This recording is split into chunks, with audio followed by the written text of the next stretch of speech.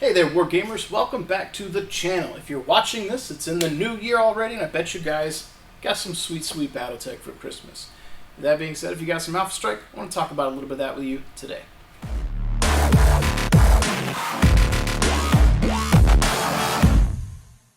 Thank you guys for tuning in. If you're new here, make sure you hit that like and subscribe. Share it with your friends. Really does help the algorithm, helps the channel grow. We're trying to peak 2,000 or more subscribers, and I can't do it without your help. So if you want to see us grow, want to see more content, make sure you sound off, make sure you share. Do your part. I'll do mine to keep making content and trying to entertain you in some way with my long-winded, rambly videos. That's what I do.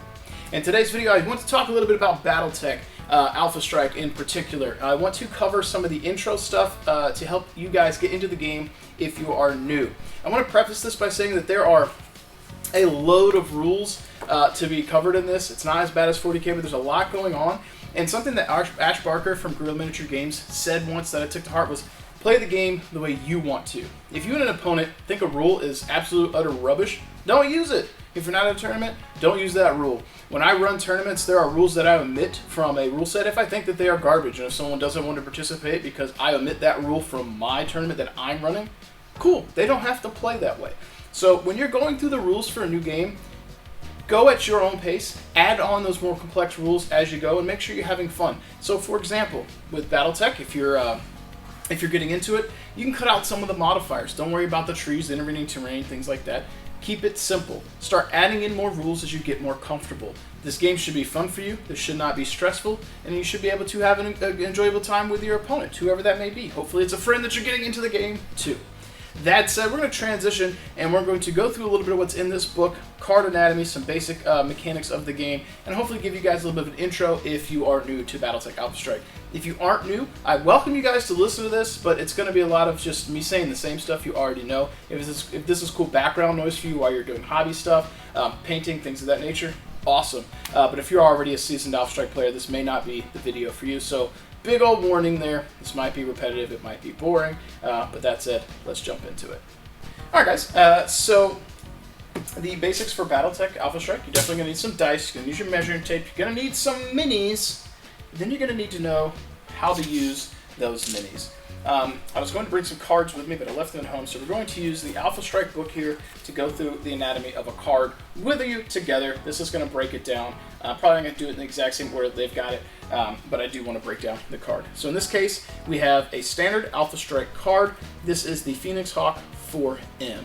Now, it's worth noting that there are other cards that you can get online from Master Unit List. I'll do a video detailing how to build your list and how to use the Master Unit List .info, I think it's a website, or masterunitlist.info. That is an amazing tool for looking stuff up. It is a lot to process if you are new. I highly recommend if you're a new player, just use the cards you got in your box and go at it and have a good time. Don't worry so much about list building and formations, which formations are covered in this as well a little bit. Don't worry too much about that stuff. Add on those layers of complexity as you and your opponent are comfortable adding those in and playing. And know that some of us veterans for Alpha Strike also don't use all of them. It is very rare that a tournament allows formations or special pilot abilities. So some of those special rules or more complex rules are also there to allow you to forge a narrative, not so much for competitive play. So keep that in mind when you're figuring out what's going to work best for you. Alright, so as we jump in here to this Phoenix Hawk, this is a picture of one of the standard cards that's going to come with this box set. All of the other boxes for Battletech, including Game Armor Combat, and the Force Packs are going to have cards in there as well. Even though Game Armor Combat is tailored for classic Battletech, it does still have Alpha Strike cards in there, which makes it a good value to pick up if you're expanding your collection. So first and foremost, we're going to start off with the top right. This is the important thing to note. This is your point total. This is how much the stock mech costs. And going from the right to the left a little bit, I want to kind of hone in here on pilot skill. That is blank. That is blank. This is the thing I'm just going to write here in my own book with my handy dandy Sharpie. We're just going to write the number 4 right there next to that. Remember that. This is something that I think should be really in your face and covered. The point cost here, 31, is assuming that the gunnery skill, or here, if you're classic, for here it's just straight skill. The dice, or the thing that's going to help determine your base for shooting, is a 4. Anytime you see a card, it is this many points based off this skill level. If you wanted him to have an easier time hitting stuff, you say you want to make him skill 2, he's a super elite sniper, This point total is not 31 at that point. That point total changes, and there's a formula that tells you how to do it. And as I mentioned before, that is much more easily done in the master unit list. It's probably covered in here, as well as the standard Alpha Strike Commander's Edition book on how to modify your pilot skills, and then your point total subsequently based on that. Master unit list does it for you. It's much easier. When you get to that point, then use the MUL. Until then, just use the stock cards, and if you and an opponent want to play with your skills, take mechs on each side that are roughly the same point total, and then adjust their skills. So, if you have a Phoenix Hawk at 31 points, and your opponent has something similar to a Phoenix Hawk that is also 31 points, and its stats are similar, you both could just say, hey, we're skill 3, we're skill 2. Your points would go up commensurately, but it's equaled out on the tabletop because you both have done that for yourselves. That is a quick and dirty way of trying to enhance your pilots in your game without having to worry about the points. That said, it doesn't always translate over. If you take this Timberwolf, for example, and you're like, I want him to be skill 2, and then your opponent's like, I'm going to pick my Locust so he can be skill 2. That is not equal. That is not equal. This base is probably over 50 points. This base is probably in the teens. Making him a skill 2 versus him a skill 2 is vastly different. So keep that in mind. If you and your opponents want to fudge the numbers and play with your pilot skills and you don't want to do the math, pick something of similar size, similar points, and that way it's going to be roughly the same. On the bottom, or the right-hand side here, you're going to have some icons that some are grayed out, some are not. Some cards, when you flip them, they have the same mech type, but different variants, and these are going to change. What this is going to let you do is, when you're building a list for quick reference, each one of those icons is letting you know what era that the mech is usable in and from. So this particular mech is usable in the Republic of the Sphere era, or Dark Age. I say Republic of the Sphere because it's the icon, it's the Dark Age era. And then the icon after that is Ill Clan, everything after the Dark Age. This variant, therefore, is not usable in the preceding eras, likely because it did not exist. It was probably developed during the Dark Age and still exists in Ill Clan. There are Phoenix Hawks that are usable in the earlier ones, and the cards will show that. As I mentioned before, Master Unit List will help you identify stuff based on the era that you're playing.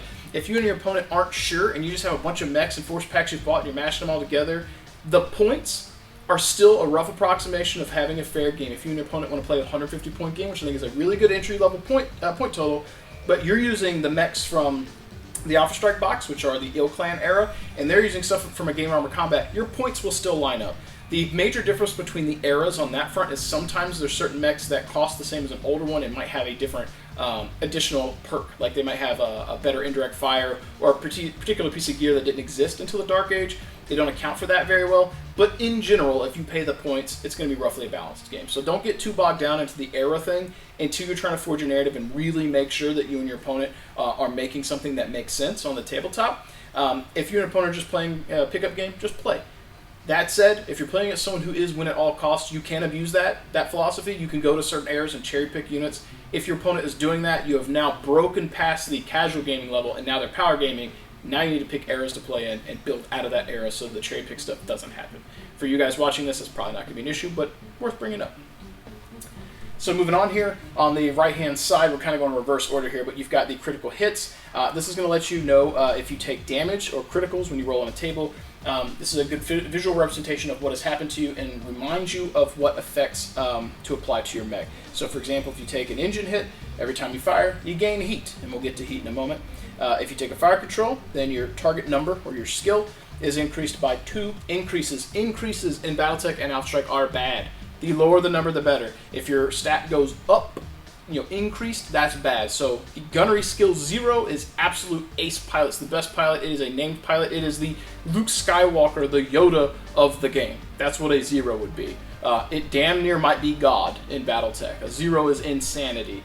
So adding +2 to that because of your fire control hit is bad. That's really bad. So remember that. It's hard to remember that because usually in a game, if you add modifiers, it's usually a good thing. In Battletech, it is not. One thing that I will say is stuff that isn't covered here well is your MP hit. It tells you it halves your movement, but in the actual rules, if you go to the page for the criticals, if you take an MP hit, there are also impacts on your target movement modifier, which we will also get into when we get to this part of the card. So keep that in mind. This is a good approximation of what it does and good reminder of what effects have happened to your mechs, but some of these you may have to reference and look up just to make sure you're doing it right. Moving on to the left side, we'll go left and move up. we've got the specials. This stuff here is usually largely unused. This one, E&E, stands for energy, and it lets you know that if you were to take an ammo explosion critical hit, you don't explode because you don't have ammo. You're an energy-only mech. There are a couple other special abilities that are very common, like indirect fire or heat, things of that nature, but generally the special abilities here don't come into play very often unless you're using the expanded rules. Like LRM or AC weapons, long-range missiles, SRM, short-range missiles, AC weapons, autocannons, those have special issue ammunition that you can choose to use. Those are optional rules. Adds a whole other layer of complexity to the game. If you're not using those rules, then when you see AC, LRM, SRM on your specials, usually it doesn't come into play. It's not going to do anything. Indirect fire will, and you would have to reference to see if someone has LRMs or SRMs if you have anti-missile system, but that doesn't mean that they actually are able to use the special ammo aspect. Now, you may be wondering, like, well, if I can't use the LRMs because they're listed, if you had it, why would anti-missile system reduce the damage? That is because when you fire an Alpha Strike, your total damage here is assumed to be all of your weapons at once. So if you have LRMs or SRMs listed here, it's assumed that's part of your profile, and it's all of your weapons that are used. It's an extrapolation of the game, whereas in Classic, it's really minute, and you're specifically firing each one. Moving up, you have your armor and your structure. This is essentially your hit points. For all of you Final Fantasy fans or you role players, this is your hit points. Your armor is like your soak. It's the first 5, in this case, first 5 hits you can take before you go into structure. If you take points into structure, you start rolling on the critical table. There are other ways to get criticals, but this is the easiest one. Get through the armor, get a structure hit, goes to criticals. Moving up, you've got your overheat value. OV lets you know how much you can overheat when you fire. You can add 1 to your heat scale and increase your damage at short and medium only. You can add, in this case, 1 more damage. Some mechs have more. Some have abilities called OVL, overheat long, which lets you apply this number to your long range as well. But in general, your overheat is reserved for short and medium. So in this case, this guy could treat his short as 4 or his medium as 4 if he wants to. The flip side of that, which they don't also have on the card, is if you take heat, for every point of heat that's on you that's still remaining at the beginning of the turn, your pilot skill is treated as 1 higher than it normally is, and your movement is -2 because you're overheated. So your pilot's sweating in his eyes, can't hit as well, his target computers can't target as well, and then he can't move as fast because he's overheated and his engines or his gyros and stuff are stressed out. They don't put that in the card, which would be very helpful, so something to know. Moving up above that, you've got your damage, short, medium, and long. In this case, this guy can do 3 damage at short, 3 at medium, or 1 at long range, and then above that you see SML, short, medium, long, and a number that corresponds to that. It's worth paying attention to or noting that now. Short 0, medium 2, long 4. That will come into play later when we talk about rolling to hit. Moving up from here, we've already talked about your skill level. Your TP is going to be your unit type. In this case, it says BM, so Battletech. Size, this guy's size 2. That generally is going to reference like your height. If that ever comes up and you have old minis that are shorter or taller, let you know your size. It also helps for melee attacks, so that your size is going to dictate how much damage you do in melee as a mech. TMM, target movement modifier. In this case, he has a 2. That is one of those modifiers that makes it harder for you to be hit. So when we're talking about increasing your skill, this increases the difficulty to hit, which we'll get into that as well. Movement lets you know how far you can move. This guy has a move of 12 with a J, which means he can jump. There are other things this card doesn't specify. You'd have to look it up. If you jump, it lets you go over stuff, but you take a penalty. It makes it harder for you to be hit and harder for you to shoot stuff because you're jumping. That's another thing that is not listed on the card. And then you have your unit roll. In this case, striker for him. This is only ever going to come up if you're using the formations. If you're a new player, highly recommend just skip that stuff for now. So that's going to be your unit card and the anatomy of that. In the rule book, or not rule book, in the box set, they also include this handy table, which they have something a lot similar to this for Classic. This is really good. I think they should just sell these or have them up for download, which they might.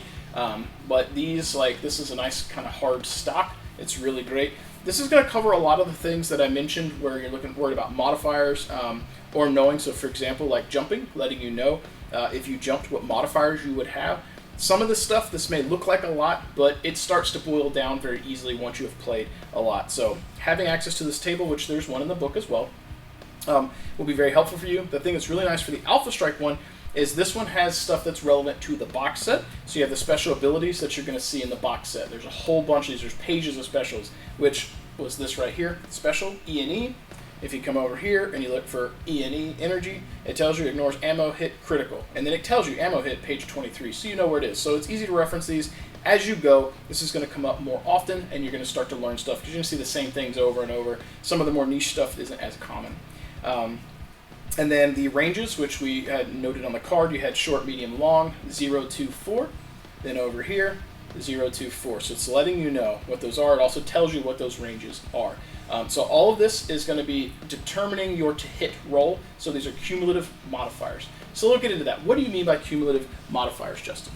Okay, so let's say this Timberwolf here wants to shoot the crap out of this Locust.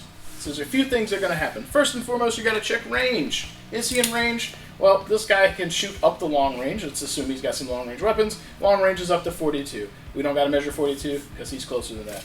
The big deal is like, what range is he? In this case, he is beyond 6 and less than 24. So that means medium range. 0 to 6 is short.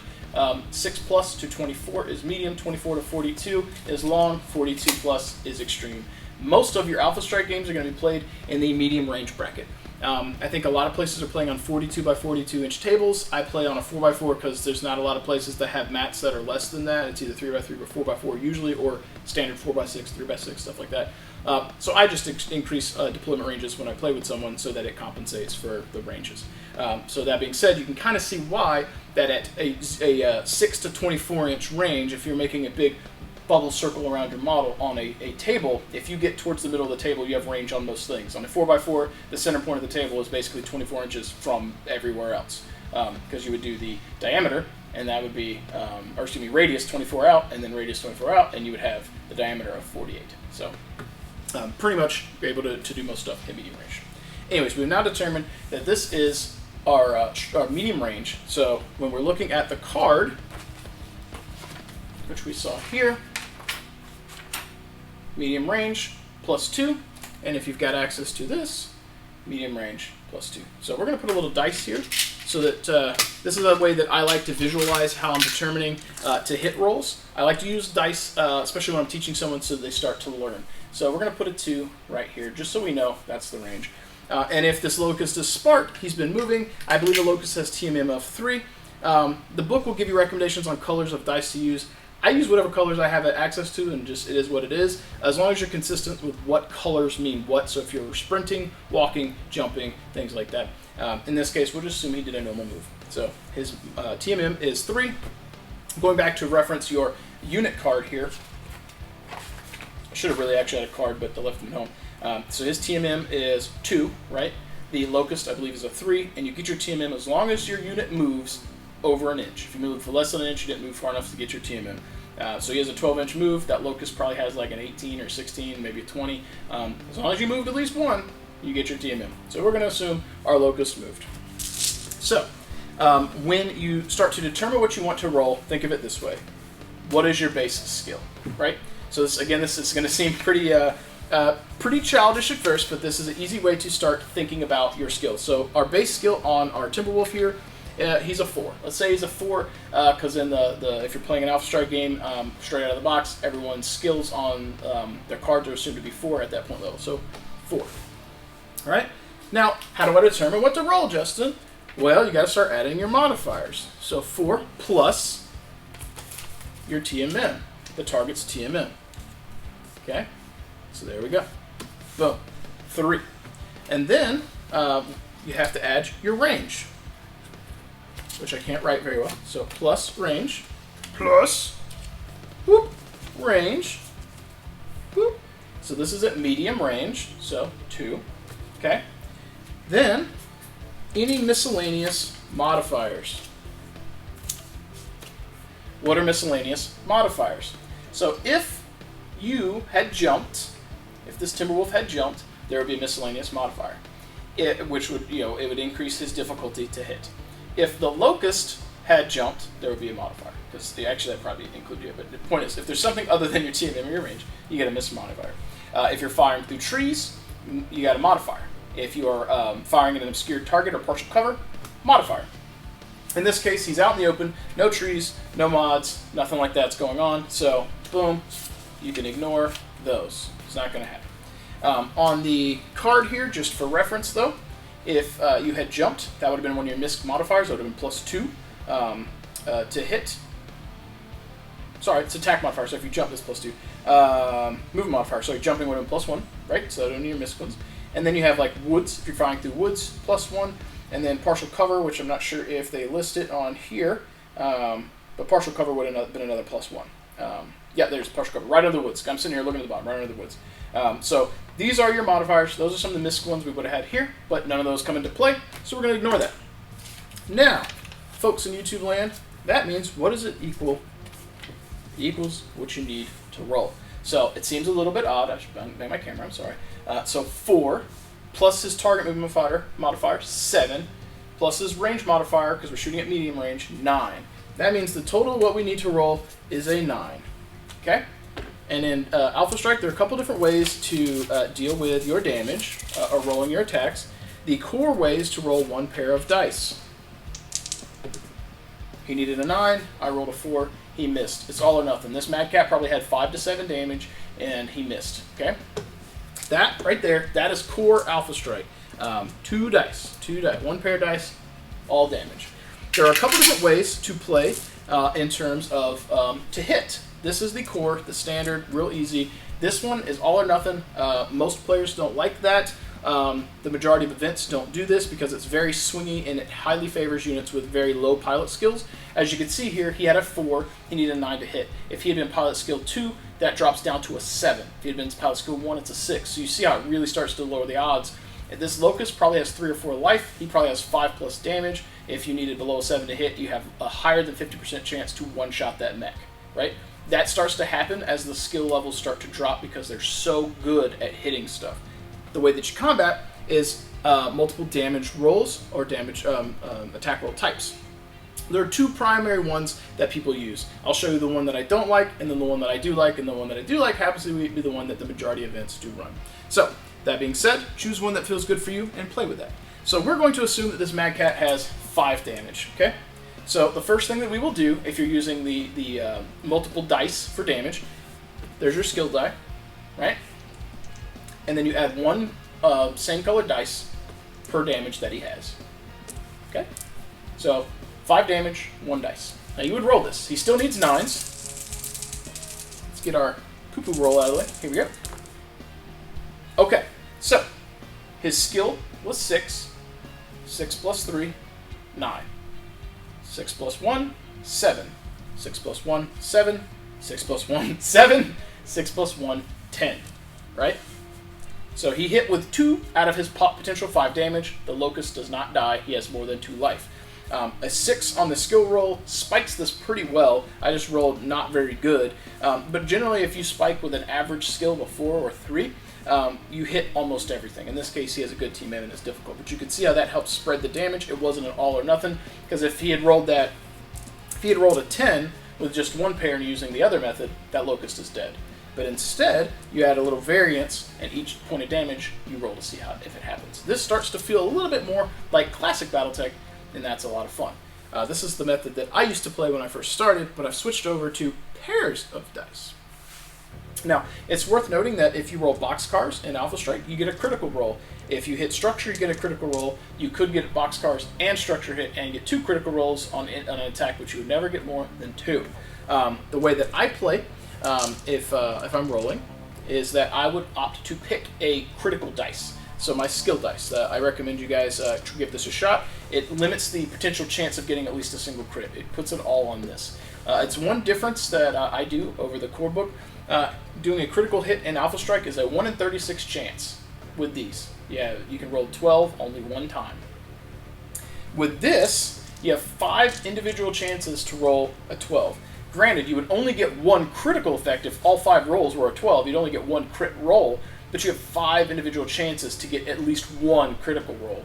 I don't think that is the intention of Alpha Strike. I think the intention is to keep that variable down. So I always say, this is your skill dice. This pair is the only one that could hit with criticals. If I rolled 12 on all of those and I didn't roll a 12 on this, no crits. That's the way that I do it. You don't have to, but that's the way I do it. So 1 pair of dice per damage. And because in Alpha Strike, your average dice or damage rolls are probably between 3 and 7, it's very rare that you're going to have 10 pairs.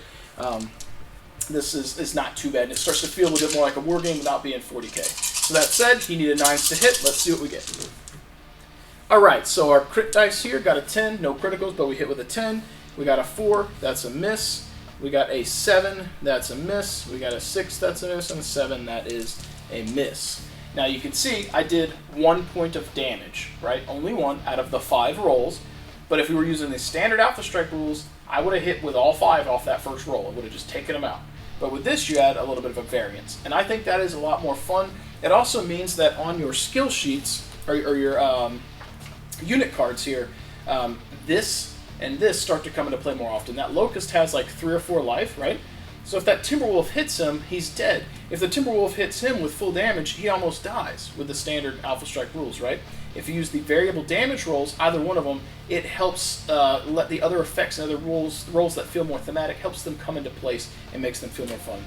This also goes over this in here as well. Let me get here. There is a page, I promise. There we go. Okay, so if you're in the Alpha Strike Quick Start rules, page 21, the multiple attack rules. They actually cover it in here pretty well. The only thing that is different is I do only 1 pair can roll a 12, even though you can only get 1 crit. I pick 1 as the crit pair. They tell you that a natural 12 is a critical, but if you do multiple rolls, only 1 instance of a 12 would be a crit, is basically what they're telling you. But this is listed in here. It's not some homebrew stuff I've made up. This lets you know that there are other ways to play. And both dice roll mechanics that I have discussed both come up in the core Commander's Edition Alpha Strike. It goes over the standard dice rolls. It goes over the 1+1 per damage, and it goes over the pair per damage. So hopefully that will help out with that. Now, if you're getting into Alpha Strike, that is the core for what your card loadout is going to be. That is the core for how combat would go. Movement and stuff is measured with a standard measuring tape. Again, most games are played on a 4x4. Most units have medium range, not all, but it's a very common thing. So if you move to the middle of the table, you generally can shoot stuff. If you can see stuff, it's true line of sight. The deal with partial cover, giving you a +1 modifier. So like, I know, get a little ahead of myself here. If he moves, he's got a team of 2 because he's a Timberwolf.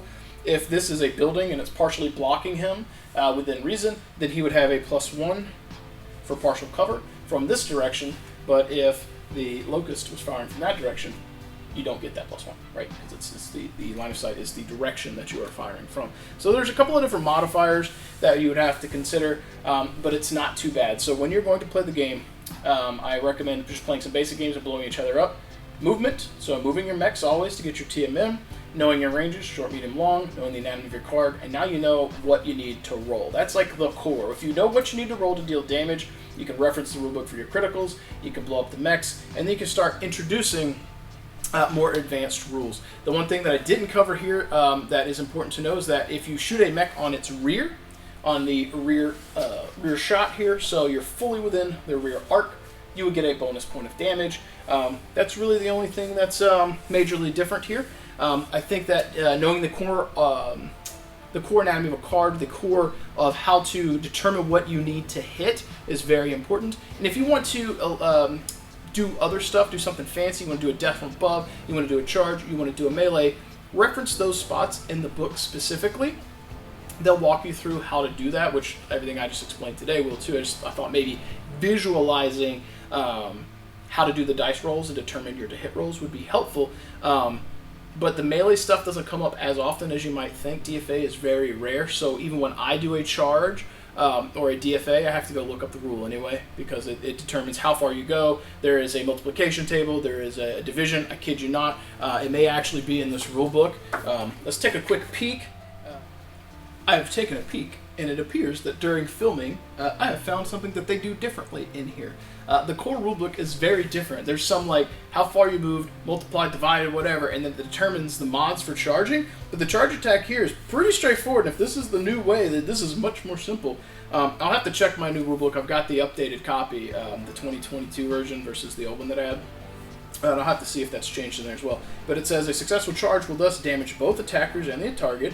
The charging mech's damage is equal to its size plus half of its target movement modifier rounded down.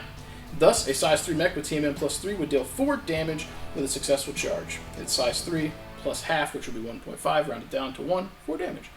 Yeah, so that is very interesting because there are some mechs that move very, very fast, and the farther you went, the higher the modifier became to do damage. Now it's just based off your TMM. So it's like you could do a charge attack and move 2 inches, and because my locust TMM is a 3, it would be size plus half of 3, versus before if my locust went 20 inches and hit you, he had a lot of momentum. So that's interesting. I'll have to check the rulebook and see if that's actually changed elsewhere. That being said, folks, I think that's going to wrap up today's video. I hope that this was useful. I wasn't sure exactly where I wanted to go with rambling about this, but I knew that I really wanted to talk about the anatomy of the card, and I wanted to talk about the to-hit rolls. What you need to do to determine what it is you need to hit, because that's a hard concept to get your brain around in Battletech. It's like, if it's like, oh, I get +2 to hit, it's like, cool, I'm going to roll and add 2, and it's like, no, +2 to what you need to hit. You know, so it's like, oh, I need 7s. No, +2, you need 9s. It's like, what? I thought I got +2. So it's hard to wrap your head around it sometimes, and I really want to drive that home for you new guys or girls or people that are getting into Battletech Alpha Strike, and I'm very passionate about it. I know I'm rambling a little bit, but I'm really excited to see people get into the game. I hope this is a little bit helpful. I will do some follow-up videos to cover terrain options and things that you can do, and talk about the rules that are often missed. I talked about a little bit with the card anatomy, where it talks about taking a movement crit. In the rulebook, it tells you like you lose some of your TMM permanently because of that critical effect. It's not on the card. Taking heat effects. If you have heat on you and you have, I think it's for every 2 heat, your TMM is reduced as well. They don't tell you that on the card. They don't tell you, they don't drive home that melee or physical attacks are 1 inch or less, is how far, and then if you have a melee weapon, it's like +2, or sorry, it's 2 inches. So little small things like that will catch you off guard. You will learn them as you go, but I'll do a video that kind of talks about that as well. So if you are new here to the channel, hit that like, subscribe, share with your friends. I'd like to help get you into Battletech Alpha Strike. If you have any questions, if I didn't cover something well, or you'd like to have me cover some other aspect of Alpha Strike that was not in that quick intro to the card anatomy and what you need to roll, sound off below, let me know. I'd love to do some follow-up videos to help get you guys into the game. On that note, folks, as always, you know I like to ramble, but it's time for me to sign off today. Thank you so much for hanging out. If you want to support what I do, check out Fortress Miniatures and Games and the sponsors in our description down below. As always, keep painting your models, keep rolling your dice, and I'll catch you guys next time.